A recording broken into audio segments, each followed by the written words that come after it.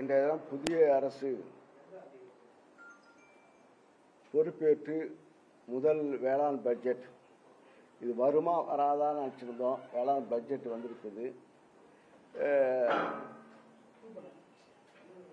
அறிவிப்புகள் பல வரும் என்று விவசாயிகளும் ஆர்வத்துடன் எதிர்பார்த்து கொண்டிருக்கிறார். தமிழ்நாட்டில் உள்ள விவசாயிகள் ஆர்வத்துடன் எதிர்பார்த்து கொண்டிருந்தார்கள். ஆனால் நாங்கள் எங்கள் புத்தகத்தை படிக்கிற மாதிரி ஒரு எங்களுக்கு நாங்கள் சட்டமன்றத்தில் உட்கார்ந்துருக்கும் போது, ஏன்னா கடந்த 6 முறை இந்த அறிக்கை மீது நான் பட்ஜெட்டில் பேசியிருக்கேன். அது படித்ததை ரிகர்சல் பண்ணுற மாதிரி இப்போ 7வது முறை நான் பேசுகிறோமோ பட்ஜெட் படிக்கிறோமோ என்ற எண்ணம் இந்த பட்ஜெட் சட்டமன்றத்தில் உட்கார்ந்துருக்கும் போது எங்களுக்கு அந்த உணர்வு ஏற்பட்டது. ஏன்னா உணர்வு ஏற்பட்டது என்றால் மாற்றம் வேண்டும், மாற்றுவோம் என்று கூறி வந்த முதல்வர் விஜய் அவர்கள் ஒரு மாற்றத்தை கொடுப்பேன். எங்களை விட மாற்றம்னா அதிகமாக செஞ்சு கொடுத்தாதான் மாற்றம். நாங்கள் ஒரு குறுவை தொகுப்பு பேக்கேஜ் 4000 கொடுத்தா அவர் 10,000 கொடுக்குறது என்பது ஒரு மாற்றம். நாங்கள் பொறியியல் மானியம் 50% கொடுத்தோம்னா அது 100% கொடுப்பது மானியம் கொடுக்கறது மாற்றம். ஒரு மாற்றத்துக்கு வருது. புதிய அறிவிப்புகள் ஏதாவது வரும் பார்த்தா அறிவிப்பு ஒன்றும் அல்ல. அதே நிலைதான் இருக்கிறது. பயிர்கடன் தள்ளுபடி என்று சொன்னார்கள். அவர் ஒரு திருவாரூரில் எங்கே பேசினார், தேர்தலுக்கு முன்பாக சொன்னார், நான் ஒரு வேளாண் குடும்பத்தை அடுத்த ஜென்மம் ஒன்று இருந்தால், தஞ்சாவூரில் பேசினார், அடுத்த ஜென்மம் ஒன்று இருந்தால் நான் ஒரு விவசாயியுடைய வயிற்றில் பிறக்க வேண்டும், விவசாய குடும்பத்திலே பிறக்க வேண்டும் என்று ஒரு பேசினா, ஒரு டயலாக்கா வசனமா என்பது நீங்கள் முடிவு செய்து பேசினா. ஆக இதெல்லாம் நாம் பேசி ஒரு மக்கள் மத்தியிலே ஒரு மாற்றம் வரும் என்ற எண்ணத்தின் அடிப்படையிலே இப்போ ஒரு மாற்றம் நிகழ்ந்து இப்போது முதலமைச்சராக பொறுப்பேற்று வேளாண் பட்ஜெட் போடுகின்றார்கள். பட்ஜெட்டில் பார்த்தா நாங்கள் படித்த அனைத்து ஸ்கீம் திட்டங்களும் இந்த பட்ஜெட்டு படித்ததெல்லாம் நாங்கள் படித்தது அப்படிதான் இருக்கும்.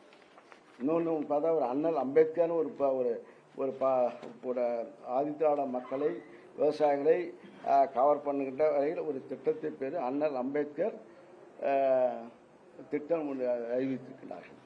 அதை என்னென்னு பார்த்தா நாங்கள் அறிவித்த ஆதித்தாட மக்கள் விவசாய குடும்பத்திற்கு சார்ந்த விவசாயிகளுக்கு, பெண் விவசாயம் இருந்தாலும் ஆண்கள் விவசாயம் இருந்தாலும் அவர்களுக்கு மானிய திட்டத்தில் 70% மானிய திட்டத்தில் நாங்கள் கொடுப்போம்னு சொன்னோம். நாங்கள் இருக்கிற 2125 கருவிகள் வழங்கப்பட்டு மானியத்தில் வழங்கப்பட்டிருக்கிறது. அது இந்த திட்டத்திற்கு அதே திட்டம் தான். அது பேரை மாற்றியிருக்கிறார்கள். ஒரு உதாரணத்தை சொல்கிறோம். அதுக்கு இந்த திட்டம் நாங்கள் அறிவிச்சது அப்படியே இருக்குது. அந்த லைனோட மாறல. இதை நீங்கள் வாங்கிக்கோங்க. இது இடைக்கால பட்ஜெட் நாங்கள் தாக்கல் செய்தோம். இதில் இருக்கிற திட்டங்கள் அது அப்படியே வரி பெறாமல் அது வந்திருக்கிறது. இது இந்த ஒரு உதாரணம். ஒரு பொறுப்பான சொத்துக்கு ஒரு சோறு பதம் என்பதுக்கு இது ஒரு உதாரணம். அதே போல் இப்போ அறிவிச்சிருக்கிறாங்க ஒரு உணவு தானிய உற்பத்தி திட்டத்தில் இந்த அரசு அறிவித்திருக்க திட்டம் நாங்கள் இலக்கு 125 லட்சம் மெட்ரிக் டன் என்று அறிவித்திருக்கிறார்கள். நாங்கள் 130 லட்சம் மெட்ரிக் டன் நாங்கள் உற்பத்தி செய்திருக்கோம் உணவு தானிய உற்பத்தியில். அதே போல் விலையில்லா இலவச மின்சாரத்துக்கு மானியம் நாங்கள் கொடுத்தது 8180 கோடி ரூபாய் நாங்கள் கொடுத்துருக்கிட்டோம். நம்முடைய முதல்வர் மு.க. ஸ்டாலின் அரசு கொடுத்தது. இப்போ மாற்றம் தந்த அரசு என்ன சொல்லியிருக்காங்கன்னா 7432 கோடி நாங்கள் மின்சாரத்துக்கு, இலவச மின்சாரத்துக்கு, விலையில்லா இலவச மின்சாரத்துக்கு வழங்குகிறோம் என அறிவித்திருக்கிறார்கள். இப்போ இதே தளபதி எங்களுடைய முதல்வர் இருக்கும்போது விவசாயிகளுக்கு 2 லட்சம் மின் இணைப்பு வழங்கப்படும் என்று அறிவித்து இந்த 5 ஆண்டு காலத்தில் 2 லட்சம் விவசாயிகளுக்கு நாங்கள் மின் இணைப்பு கொடுத்துருக்கின்றோம். அந்த திட்டம் இந்த பட்ஜெட்டில் வரல. இது ஒரு சாம்பிள் சொல்கிறோம். அதே போல் மானாவாரி குறுவை நெல் சாகுபடி திட்டம் நாங்கள் எங்களுடைய முதல்வருடைய ஆட்சியில் 160 கோடி டெல்டா நான் டெல்டா விவசாயிகளுக்கு நாங்கள் குறுவை தொகுப்பு வழங்குவோம் என்று அறிவித்திருக்கின்றோம். அவர்கள் அறிவித்திருக்க 134 கோடி. இது பெருசா அது பெருசா? இது ஒரு உதாரணம். ஆக இது வந்து இந்த ஒதுக்கீடு இப்போ குறைஞ்சிருக்கு, இதெல்லாம் இப்போ ஒதுக்கீடு குறைஞ்சிருக்கு. ஆக அதே போல மானாவாரி நில விவசாயிகள் கோடை உழவு செய்து பயிர் சாகுபடியை அதிகரிக்க 3 லட்சம் ஏக்கர் மானியம் ஒதுக்கீடு ஒன்றும் இல்லை. மானாவாரி விவசாயம் பண்ணுறவர்களுக்கு மானிய திட்டம் இந்த திட்டத்தில் பட்ஜெட்டில் கொடுக்கப்படவில்லை. நாங்கள் கொடுத்துருக்கோம் கிட்டத்தட்ட 246 கோடி முதல்வர் மு.க. ஸ்டாலின் அவருடைய ஆட்சியில் கொடுக்கப்பட்டிருக்கிறது. ஆக அதே போல் மண் வளம் பாதுகாத்த மண்ணுயிர் காப்போம் என்ற ஒரு திட்டத்தை இப்போ அறிவிச்சிருக்கிறாங்க. நாங்கள் கொடுத்தது 142 கோடி நாங்கள் கொடுத்தோம். இப்போ இவங்க அறிவிச்சது 122 கோடி தருவதாக இப்போ அறிவிச்சிருக்காங்க. ஆக கடந்த ஆட்சியை விட இப்போ 20 கோடி இப்போ ஒதுக்கீடு குறைவு. இது இப்போ அதே போல் பயிர் காப்பீடு திட்டம் மாநில திட்டம், அது மாநில அரசு பங்கு கொடுப்பது. நாங்கள் 841 கோடி விவசாயிகளுக்கு மானியம் பயிர் காப்பீடு செய்வதற்கு நாங்கள் ஒதுக்கீடு செய்தோம். அவர்கள் அறிவித்தது 48 கோடி அவர்கள் அறிவித்திருக்கிறார்கள். அது 193 கோடி கூடுதலாக நாங்கள் கொடுத்திருக்கின்றோம். ஆக அதே போல் மக்காச்சோளம் சாகுபடி அதுக்கு 41 கோடி நாங்கள் எங்களுடைய ஆட்சியில் கொடுக்கப்பட்டது. இப்போ அறிவிச்சிருக்காங்க 36 கோடி. ஆக அது குறைவாக அறிவித்திருக்கிறார்கள். கிராம வளர்ச்சி திட்டம் எந்த திட்டமும் அறிவிக்கவில்லை. நாங்கள் அந்த திட்டத்தின் அடிப்படையில் 270 கோடி நாங்கள் இந்த 12,000 தமிழ்நாட்டில் இருக்கின்ற 12,525 ஊராட்சிகளையும் இந்த அரசுடைய எங்களுடைய ஆட்சியில் இந்த திட்டங்கள் இழக்கப்பட்ட கிட்டத்தட்ட 800 கோடி அளவிற்கு நாங்கள் செய்திருக்கின்றோம். அந்த திட்டமும் கிடையாது.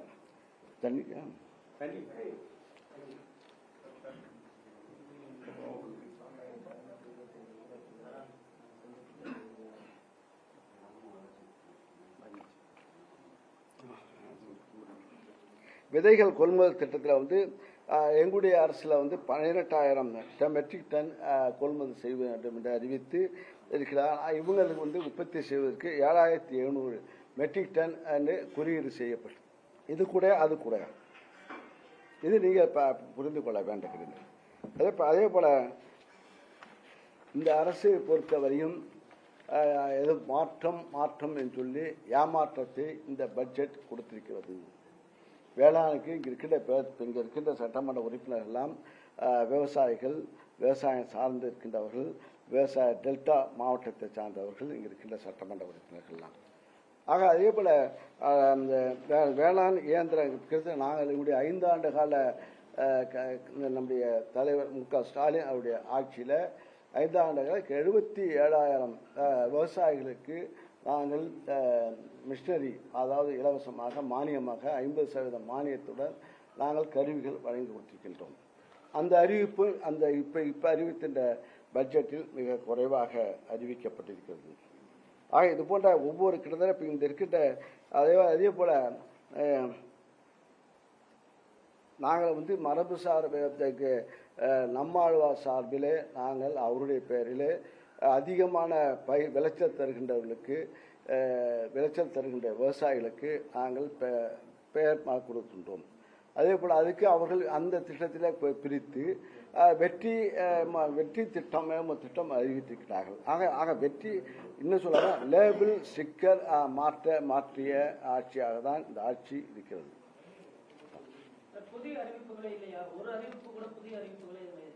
புதிய அறிவிப்புகள் ஒன்றும் இல்லை. இப்போ நாங்கள் அறிவித்தது கிட்டத்தட்ட இப்போ நான் எல்லாத்தையும் படிக்கட்டுமா? நாங்கள் எங்களுடைய அரசில் இப்போ அறிவித்தது எவ்வளோ அறிவிச்சிருக்கின்றோம். அவர்களை பறித்து இப்போ பக்கங்கள் அதிகம், விஷயங்கள் கம்மி. இப்போ விவசாயிகள், இப்போ டெல்டா விவசாயிகள்லாம் இப்போ நாங்கள் 5 ஆண்டு காலத்தில் கிட்டத்தட்ட 4,442 விவசாயிகளை கருத்து கேட்டு கிட்டத்தட்ட மாவட்டத்தில் அனைத்து விவசாயிகளும் அனைத்து விவசாய சங்கத்தையும் நாங்கள் சந்தித்து கருத்து கேட்டு ஒவ்வொருவருடைய கருத்துக்களையும் நாங்கள் திட்டமாக கொண்டு வந்தோம். ஒவ்வொரு விவசாயிகளுடைய கருத்துக்களை இப்போ நீங்கள் ஒரு விவசாயி ஒரு மல்லிகை பூ கேட்டிருப்பீங்க, அவர் இப்போ பருத்தியை கேட்டிருப்பார், இது திட்டமாக கொண்டு வந்து அதை நாங்கள் கொண்டு வந்து செயல்படுத்திக்கின்றோம்.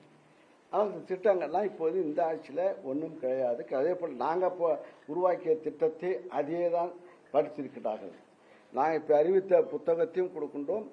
இப்போ நாங்கள் அறிவித்த புத்தகத்தையும் கொடுக்கணும்.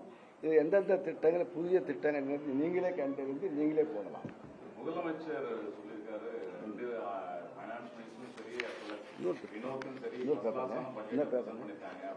என்ன சொன்னீங்க?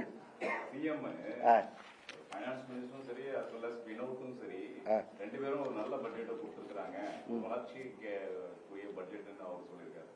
அதான் வளர்ச்சிக்கு உரிய பட்ஜெட் அவங்க சொல்லலாம். நாங்கள் கடந்த ஆண்டு அறிவித்த இதே பட்ஜெட்டை நாங்கள் அறிவித்த படித்த புத்தகம் இருக்கிறது. இப்போ இன்றைய தினம் படித்த இந்த அமைச்சர் படித்த புத்தகம் இருக்கிறது. அந்த புத்தகத்தில் உள்ள கருத்துக்களை நீங்கள் பாருங்க. ஒவ்வொரு திட்டமும் எப்படி இருக்கு, இந்த திட்டம் எந்த இருக்கு பார்த்து நீங்கள் பார்த்தா புரியும். முட்டு கொடுத்தல் திட்டம் அப்படின்னு ஒரு திட்டம் அறிவிச்சிருக்காங்க. வாழைத்தாறு கீழே விழுந்துடக்கூடாது, முட்டு கொடுப்பாங்களாம். அதுக்கு 700 கோடி ரூபாய் அலாட் பண்ணிருக்காங்க. இது எப்படி முட்டு கொடுக்க போறாங்க? இது எப்படி கரெக்டா ஃபண்ட் போகுமா? என்ன நடக்கும்? வாழை முட்டு திட்டம் அது வந்து இப்போதும் கொடுக்கிற திட்டம். இப்போ நாங்களும் கொடுத்துருக்கின்றோம்.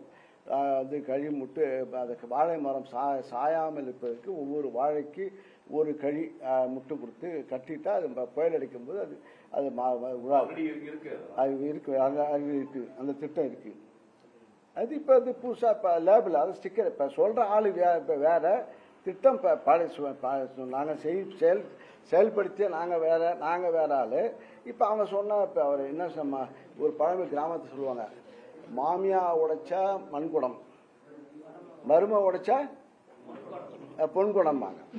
இதே இன்னும் சொல்ல போனா அது வந்து வாழை பராமரிப்பு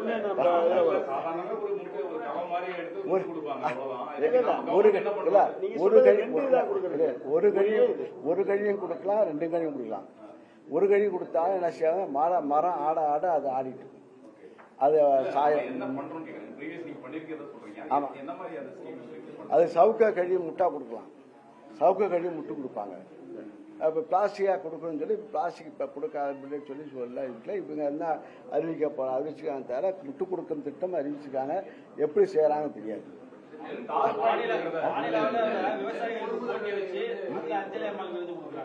ஆமா, நாங்கள் வந்து இப்போ நம்மளால் விருதம் கொடுத்தோம்.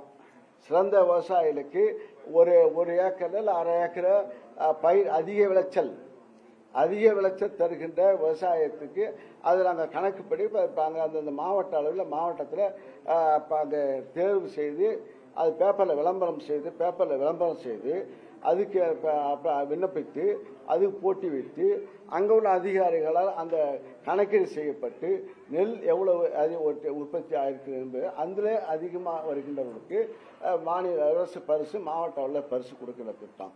அது நம்மாழ்வார் பரிசு திட்டம் கொடுத்துருப்போம். அது செம்ம சுவாமிநாதன் பரிசு கொடுத்துருக்கோம். இது போன்ற திட்டங்களை இப்போ லேபிள் ஸ்டிக்கர், அதாவது ரயில் வந்து இப்போ ரீ மாடல் தருவோம் என்று சொன்னாங்க. இப்போ வந்து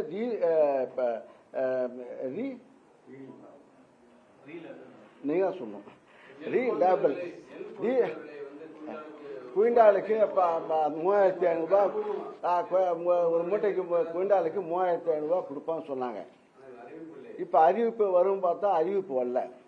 கரும்புக்கு நாங்கள் 4000 ரூபா கொடுப்போம்னு சொல்லுவோம், 4500 ரூபா கொடுப்பான்னு சொன்னாங்க. அறிவிப்பு வரும் பார்த்தா பணம் நாங்கள் விவசாயம்லாம் இப்போ எனக்கே இப்போ நெல் குழுவிட்டுருக்கோம். இப்போ என்ன ஒரு 20 நாளாக அறுவடை 1 மாதம் செய்ய போகிறோம். ஆனால் இப்போ நெல் விலை ஏறுமா நினச்சிருந்தோம், நெல் விலை ஏறல. நாங்கள் வந்து இப்போ சன்ன ரகத்துக்கு நாங்கள் வந்து இப்போ 2545 ரூபா கொடுத்தோம். நாங்கள் 2500 ரூபா சொன்னோம், 2545 ரூபா நாங்கள் கொடுத்துட்டோம். இப்போ எங்களுடைய டெலிவரியில் இருந்தது. இப்போ இவங்க என்ன சொன்னாங்க, மாற்றம் தருவோம்னு சொன்னாங்கல்ல. 3500 ரூபா நாங்கள் ஆட்சிக்கு வந்தால் 3500 ரூபா தரோம். ஒரு உதாரணம். அது 3500 ரூபா வரும் பார்த்தா 3500 வரல, ஒன்றும் வரல. இப்போ 2555 வருதா சந்தேகமாக இருக்கு. ஏன்னா நெல் செய்கிறது. அதே போல் கரும்பு ஊக்கத்தொகை நாங்கள் வந்து கொடுத்தோம். இப்போ 2000 டன்னுக்கு 2750 ரூபா. இப்போ நாங்கள் அவர் வந்தால் 4500 ரூபா கொடுப்பேன்னு சொன்னாங்க. இப்போ வரும் இப்போ அறிவிச்சாங்களா? நீங்கள் தான் பார்த்துப்பீங்களா? அறிவிச்சாங்களே, அறிவிக்கல. அறிவிப்பை வரலங்க போது சாத்தியக்கூறு இல்லைன்னு அர்த்தம். பணம் ஒதுக்கீடு செய்யணும். ஃபைனான்ஸ் மினிஸ்டர் ஒதுக்குனாரு. இன்னும் சொல்ல போனால் பணம் ஒதுக்கும்போது பார்த்தா நாங்கள் எங்களுடைய காலத்தில் வந்து ஒதுக்கீடு வந்து அதிகமாக இருந்தது விவசாயத்துக்கு. ஆனால் இப்போ வந்து அதே போல் இந்த பட்ஜெட்டில் இப்போ வந்து இங்கே இந்த பட்ஜெட்டில் குறைஞ்சிருக்குது. இவங்க அறிவிக்கப்பட்ட பட்ஜெட்டில் 43,000 விவசாயிகளுக்கு தார்பாய் கொடுப்போம்னு சொல்லியிருக்காங்க. அது எந்த அளவுக்கு யூஸ்ஃபுல்லாக இருக்கும்? தார்பாய் கொடுக்கறது பழைய ஸ்கீம். நாங்கள் இருக்கும்போது தார்பாய் கொடுத்தோம். நிறைய கட்டியிருக்கலாம், அந்த மாதிரி அறிவிப்பு வந்துருக்கலாம் இல்லைங்களா? தார்பா வந்து இப்போ குடோனில் வந்து தார்பாய் மானியத்தில் கொடுப்போம். இப்போ தார்பாய் மானியத்தில் கொடுப்போம். விவசாயிகளுக்கு அப்பப்போ தேவைப்படுது. விவசாயம் வந்து மானியத்தில் 50% மானியத்தில் நாங்கள் கொடுப்போம். அது 50% வாங்கிப்பாங்க. அன்புமணி இன்னைக்கு ஸ்டேட்மெண்ட் கொடுத்துருக்காரு. தார்பாய் ஸ்கீம்லாம் பெருசாக வந்து உதவாது. ஒவ்வொரு டிஸ்ட்ரிக்ட்லயும் பெரிய அளவுல ஒரு கிடங்குகளை குடோனை வந்து கட்டியிருக்கணும், அந்த மாதிரி அறிவிப்பு வந்திருக்கணும் அப்படின்னு சொல்லியிருக்காரு. அது குடோனை பொறுத்து அது குடோனும் இப்போ குடோன் கட்டுவாங்க பார்த்தா குடோன் கட்டவே இல்லை. நாங்கள் தான் வந்து இப்போ கடந்த 2 ஆண்டு காலத்தில் தஞ்சாவூர் உட்பட எல்லா மாவட்டத்திலும் கிட்டத்தட்ட மெட்ரிக் டன் கிட்டத்தட்ட 7,000 மெட்ரிக் குடோன் கட்டிவிடுவோம்.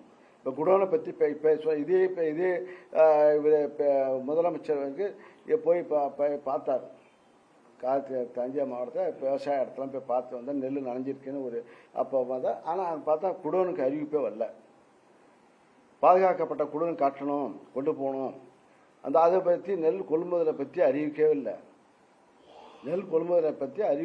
அவர் பட்ஜெட்டில் அறிவிக்கல. குடோன் கட்டும் திட்டமே அறிவிக்கவே இல்லை.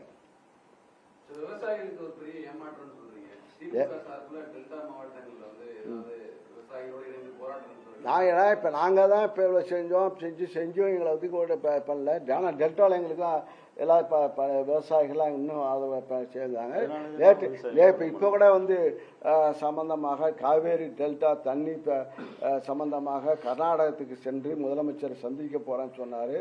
அது என்ன எதுக்காக சொன்னாருன்னு தெரியல. கடைசியாக அந்த முதலமைச்சர் வரவேணான்னு சொல்லிவிட்டார். இப்போ அந்த தண்ணீர் பற்றி அதுக்கு ஆணையம் வந்து ஆணையம் உத்தரவிட்டது, அவங்க செயல்படுத்தலை. இப்போ தண்ணி வருதுன்னா அவங்க வீணாக போகின்ற தண்ணி கடல் அவர்களுக்கு அதிக தண்ணி வருகிறது. அந்த கணக்கீடு தண்ணி வரவில்லை, கொடுக்க மனவில்லை. கேட்கறதுக்கு நான் ஒரு ட்ராமா, ஒரு ஆக்டிங் ட்ராமா. நான் போகிறேன்னு சொல்கிறது, நான் கேட்குறேன், நான் போகிறேன்.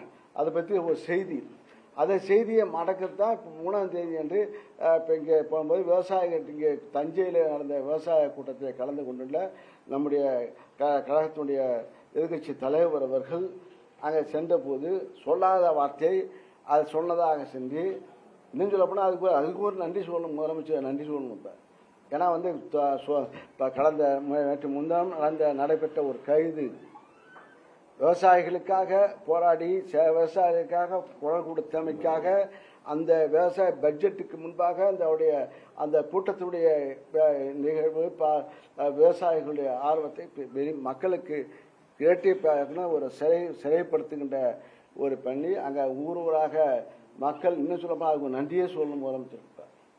ஏன்னா எங்கள் கிடந்த தோழர்கள்லாம் சோர்ந்து போயிருந்தவர்கள், மக்களும் சோர்ந்து போயிருந்தார்கள். எங்களுடைய கழகத்து தோழர்களும் சோர்ந்து போயிருந்தார்கள்.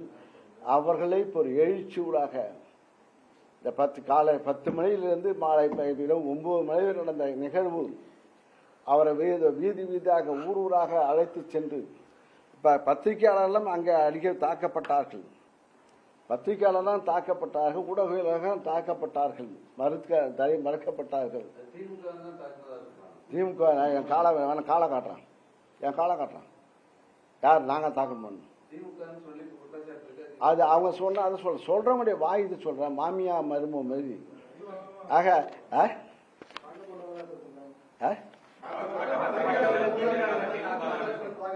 போலீஸ் தான் வந்து இப்போ வந்து இன்னும் சொல்ல போனால் கைது செய்து கொண்டு போகும்போது டாகூர் மெடிக்கல் காலேஜ் மருத்துவ காலேஜ் அது கேளம்பாக்கம் வழியாக செல்லும் போது ஊடகத்தாக அந்த அளவுக்கு பாராட்டும் ஊடகம் அவர் பின்னாலேயே அந்த பிரஸ் வாகனத்திலே அவர்கள் பயணம் செய்து உயிருக்கும் அஞ்சாமல் அந்த தொலைக்காட்சி அந்த ஊடகம் வேனில் காரில் ஏறிட்டு வந்து அவர்கள் லைவ் செய்தார்கள். அந்த நிகழ்வு வந்து தமிழகம் பூரா உலகம் பூரா பார்க்கக்கூடிய ஊடகத்தில் பார்க்க எல்லா தொலைக்காட்சியும் பட்டது. எல்லா டிவிக்காரும் அந்த உயிரை பிடித்து கொண்டு அந்த காரில் வந்து மேலே டாப்பில் உட்காந்துட்டு வந்தபோது எங்களுக்கே பயமாக இருந்தது. மேட்டூர் அணை உரிய நேரத்தில் திறக்கப்படாதனால டெல்டா மாவட்டம் முழுவதும் வறண்டு கிடக்கு. டெல்டா மாவட்ட விவசாயிகளுக்கு ஒரு சிறப்பு நிவாரணமோ அல்லது ஏதாவது ஒரு உதவித்தொகையோ அதான் அறிவிப்பாங்கன்னு பார்த்தா அதுவும் அறிவிக்கல. விவசாய டெல்டாவில் வந்து இப்போ இப்போ எனக்கெல்லாம் 3 போகம் நடக்க வேண்டியவன். எங்கள் ஊரில் 3 போகம் வருது. இப்போ இருப்போகம் குருவை வரும், சம்பா வரும். இப்போ குருவை நடத்துக்கு வாய்ப்பு இல்லை. இப்போ போர் பாசனம்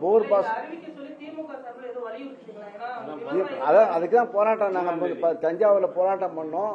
போராட்டத்தில் மீது தான் இப்போ அறிவிக்க வேண்டும். டெல்டா விவசாயிகள்லாம் பாதிக்கப்பட்டிருக்கா, குருவை விவசாயம்லாம் பாதிக்கப்பட்டிருக்கிறது. எங்களுக்கு வந்து இப்போ அரசாங்கம் அறிவிக்க வேண்டும், கடனை ரத்து செய்ய வேண்டும். இன்னொரு ப்ராப்ளம்னா கடந்த ஆண்டு வாங்கிய பணம் இப்போ இதுக்கு ஒரு விவசாயி வந்து அதுவும் கலைஞர் கொடுத்தது தான். இன்னும் கலைஞர் 6 மாதம் 6 மாதம் வரை வாங்கிய கடனுக்கு வட்டியில்லா கடன் கூட்டுறவு வங்கியில் கொடுக்கப்பட்டது. இப்போ எங்களுடைய முதலமைச்சர் அவர்கள் 9 மாதம் வரை விவசாய கடன் வாங்கிய கடனுக்கு வட்டி கிடையாது. இப்போ 1 லட்சம் வட்டி வாங்கின விவசாயத்து வாங்கினா கூட்டுறவில் அவங்களுக்கு வட்டி கிடையாது. அந்த 9 மாதம் தாண்டி ஒரு நாள் தாண்டினா வட்டி உண்டு, முழுசாக வட்டி உண்டு. அது வட்டியில்லா கடன் கலைஞர் அவர்கள் ஆரம்பித்தது. அது இப்போ ஆரம்பித்தார்கள். அந்த கடனை இப்போ நம்பி விவசாயிகள் இன்னும் பணம் கட்டவில்லை, பணம் கட்ட முடியவில்லை. அதனால கிட்டத்தட்ட இப்போ 20 கோடி மேலே 20,000 கோடிக்கு விவசாயிகள் கட்டவில்லை. இப்போ அவங்களுக்கு காலந்தவறிய காரணத்தால் அவர்களுக்கு இப்போ கூடுதலாக வட்டி வரக்கூடிய ஒரு அபாயம் இருக்கிறது. குருவை பொய்த்து விட்டது. நாங்கள் போர் பாசனம் வச்சாலும் அதை வந்து தடையில்லா மின்சாரம் இங்கே போன பீரியடில் கொடுக்கப்பட்டது. தடையில்லா மின்சாரம் எங்களுடைய ஆட்சியில் கொடுக்கப்பட்டது. ஆனால் இப்போ மின்சாரம் எங்கே பார்த்தா இங்கே அது 3 பேஸ் லைன். இப்போ இங்கே வீட்டுக்கெலாம் 2 பேஸ் லைன். இங்கே அங்கெல்லாம் விவசாயத்துக்கு மோட்டாரை போனோம்னா 3 பேஸ் லைன் ஓட வேண்டும். முழுசு 24 மணி நேரம் ஓடிட்டு இருக்கோம். 24 மணி நேரம் 12 மணி நேரம் கரண்ட் கிடையாது. எப்போ கரண்ட் வரும் ஆனால் வராது. அந்த நிலைமை விவசாயத்தை காவேரி பகுதியில் இருக்கிற டெல்டா பகுதி.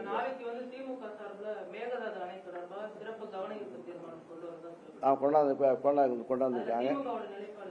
திமுக அவங்க கட்சி எதிர்கட்சி தலைவர் முடிவெடுப்பார்கள்.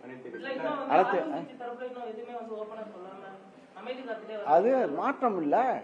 நாங்கெல்லாம் சொன்னால் நாங்களாம் சொல்லிட்டு இருப்போம், சொல்லுவோம். இப்பெல்லாம் மாற்றம் கொடுத்துருக்காங்கல்ல. இப்போ அதான் அது ஒரு மாற்றம். இப்போ எளிதாக உங்களை பார்க்கணும், அந்த எளிதாக பார்க்க முடியல. இப்போ அது ஒரு மாற்றம் தானே. ஏற்கனவே விளைச்சல் குறைவாக விளைச்சலே கிடையாதுங்கிற ஒரு இது இருக்கு, சூழல் இருக்கு. அதே போன்று கொள்முதலுக்கான விலையை அதிகப்படுத்தப்படுகிற அறிவிப்பும் இல்லை. படையில கொள்முதல் நிலையங்களும் பாதுகாக்கப்படாம கொள்முதல் நிலையம் கிடங்குகள் கட்டுவதற்கான எதுவும் இல்லை. இப்ப விவசாயிகள் ஒண்ணு பயிரை விளைவிக்க முடியல, விளைவிக்கிற பயிரை எப்படி பாதுகாக்கணுங்கிற சூழல் தெரியாம இருக்காங்களே. பாதுகாக்க முடியவில்லை. அப்ப நாங்க இப்ப நெல் கொள்முதல் செஞ்சோன்னா உடனுக்குடன் நாங்கள் பாதுகாக்கப்பட்ட குடோன் மழை காலத்துக்குள்ள அனைத்து கட்டடங்களையும் நாங்கள் இப்போ அதை மூட்டையை பாதுகாத்து வைத்திருந்தோம். நாங்கள் ரோட்டில் நிற்க ஒரு 10 நாள் திடீரென்று மழை பெய்ஞ்ச கடந்தால் திடீரென்று மழை பெய்த காலம் பல பாதிக்கப்பட்ட அதுக்கும் நாங்கள் நிவாரணம் எங்களுடைய அரசு முதல்வர் நிவாரணம் கொடுத்தார். இவங்கெல்லாம் நிவாரணம் கொடுப்பாங்கன்னு தெரியாது. இப்போ கடன் தள்ளுபடி இப்போ முக்கிய விவசாயிகளுடைய பிரச்சனை. இப்போ நாங்கள் 5 ஆண்டு காலத்தில் விவசாயிகள் போராடினாங்களா? இப்போ இருக்கின்ற பத்திரிகை ஊடகத்தாளர் விவசாய சங்கத்தை சார்ந்தவர்கள் யாராவது போராட்டம் செய்தார்களா? கடந்த 5 ஆண்டு காலத்தில் அதான் இங்கே முழுமையாக விவசாயிகள் நிம்மதியாக இருந்தாங்க. அவருக்கு உடனுக்குடன் அவர் எந்தெந்த இழப்பு வறட்சியாக இருந்தாலும் உடனே நிவாரணம், புயலாக இருந்தாலும் நிவாரணம், அந்த அளவுக்கு பாதிப்பு இருந்தால் நிவாரணம், இதெல்லாம் வழங்கி கொடுத்தவர். விவசாயிகளுடைய உணர்வை புரிந்து கொண்டு அந்த காரணத்தால் விவசாயிகளுடைய கோரிக்கைகளை உடனுக்குடன் சந்தித்த காரணத்தால் விவசாயிகளை அமைச்சர்கள் சந்தித்தார்கள், விவசாயிகளை முதலமைச்சர் சந்தித்தார். ஆனால் அப்பெல்லாம் ஒன்றும் அவங்களாம் போராடவில்லை. 5 ஆண்டு காலத்தில் விவசாயிகள் போராடவில்லை. இந்த அரசு பொறுப்பேற்றதுலேருந்து 3 மாசமாச்சா 2 மாசம் ஆச்சா? 3 மாசத்துல 2 மாசம் போராடி என்ன இவங்க தான் சொன்னாங்க. நாங்கள் தேர்தல் அறிவிப்பு சொன்னோம், நாங்கள் வந்து விவசாய கடன் தள்ளுபடி பண்ணுவோம் நாங்கள் சொல்ல. ஆனால் இவங்க சொன்னாங்க நாங்கள் வந்தால் இப்போ தருவோம், பிறந்து அந்த வீட்டில் விவசாய குடும்பத்தில் பிறப்போம் சொன்னவர் இவர் முதலமைச்சர். அதனால ஒரு அளவுக்கு அதிகமான ஆர்வம் நம்பிக்கையின் அடிப்படையில் தள்ளுபடி ஆகும் என்ற எண்ணத்திலே விவசாயிகள் தினந்தோறும் வீதியில் நின்று போராடுகின்றார்கள். அது இந்த பத்திரிகை மனசாட்சி பார்த்துதான். சார், நிதி ஆதாயத்தை பெருக்க திமுக ஆட்சியில என்ன நடவடிக்கை எடுக்கப்பட்டது? ஆனா இப்ப முதலமைச்சர் அதற்கான முயற்சிகளை மேற்கொண்டு வருகிறார் அப்படின்ட்டு அமைச்சர் நிர்மல்குமார் சொல்லியிருக்காரு. நிர்மல்குமார் என்ன சொல்றாரு? திமுக ஆட்சியில நிதி ஆதாயத்தை பெருக்கிறதுக்கு என்ன நடவடிக்கை எடுக்கப்பட்டிருக்கு அப்படின்னு ஒரு கேள்வி இருக்காரு. இப்ப அந்த முயற்சியை முதலமைச்சர் விஜய் எடுத்துட்டு இருக்காரு. என்ன எடுக்க அதான் சொல்லுங்களா? நாங்க தான் எடுக்கலன்னு சொல்றாரு. இப்போ அவங்க என்னதான் எடுத்தாங்க? நாங்கள் ஆட்சியில் 5 ஆண்டு காலத்தில் உங்களுக்கு மின்சாரம் தடைப்பட்டுதா? 5 ஆண்டு காலத்தில் சென்னையிலேயோ கிராமத்திலேயோ விவசாயிகளுக்கோ பாதிக்கப்பட்டு போராட்டம் பண்ணார்களா? இப்போ இப்போ ஒரு 3 மாத காலத்தில் மாற்றம் கொடுக்க சொன்னிட்ட இவர்கள் இந்த 3 மாதத்தில் மின்சாரம் எவ்வளோ கஷ்டப்படுகின்றார்கள், இரவு நேரத்தில் எவ்வளோ நேற்று விட காலம் கிடையாது. எங்கள் வீட்டில் பிரச்சனை இல்லை. சட்டமன்றம் நடக்குது, பேச்சும் பவர் கட்டு இல்லாமல் பார்க்கணும்ல. சிக்கன நடவடிக்கை இருந்து நாங்கள் சிக்கனமாக இருந்து சிக்கன நடவடிக்கை எடுத்து நாங்கள் இப்போ ஒவ்வொரு இன்னும் சொல்ல போனால் இந்த அளவுக்கு ஒரு மாற்றத்தை உருவாக்கியது திராவிட முன்னேற்ற கழகம். கலைஞர் போட்ட விதை, அந்த விதை தான் இப்போ ஆலமரமாக இவ்வளவு படிப்பு, இவ்வளவு இளைஞர்கள் படித்துன்னு சொன்னாங்க. டைடல் பார்க் யார் காலத்தை கொண்டு வந்தது?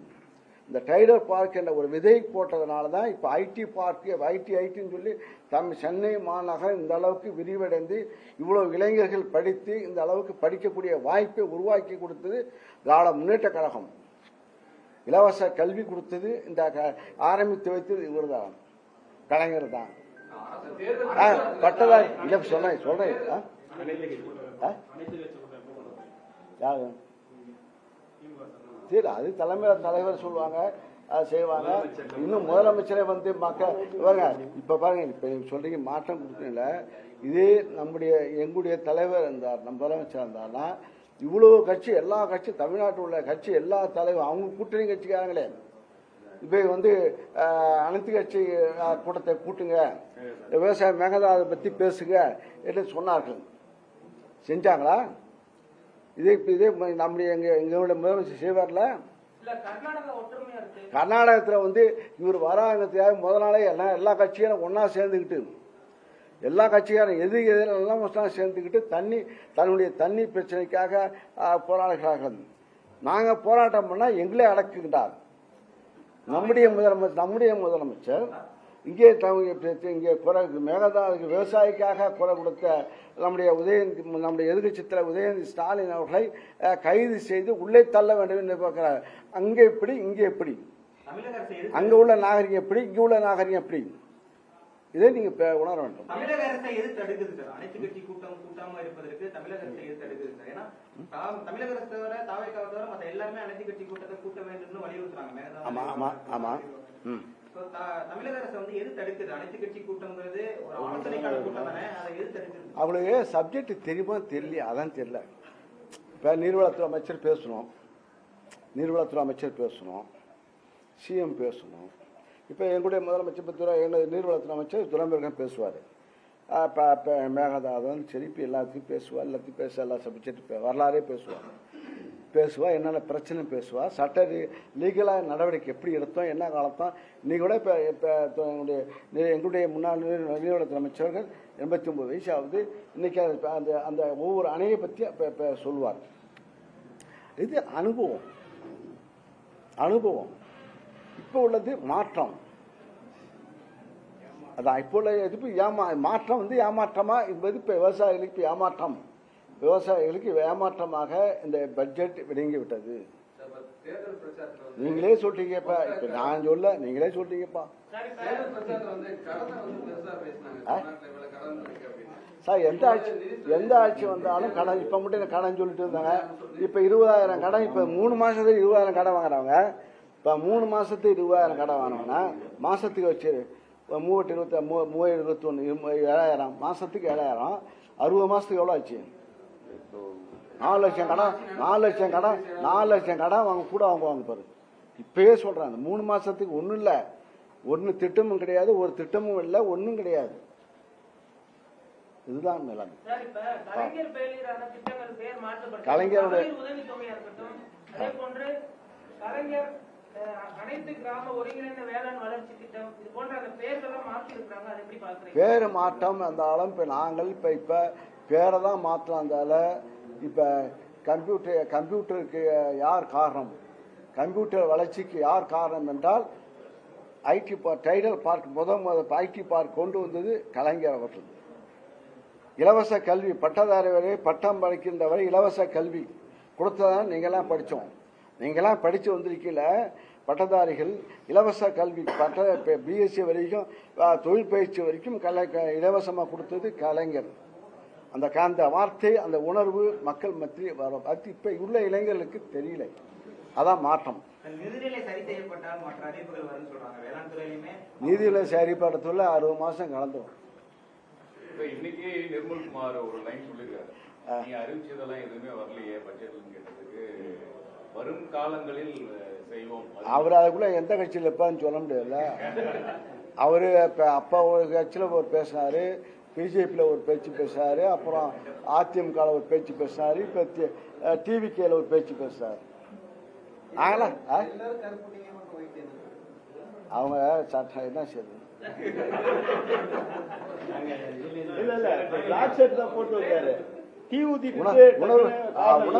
உணர்வுல இன்னைக்கு எப்போதும் நாங்க அந்த கொள்கை உள்ள உணர்வு இருக்கு. நன்றி.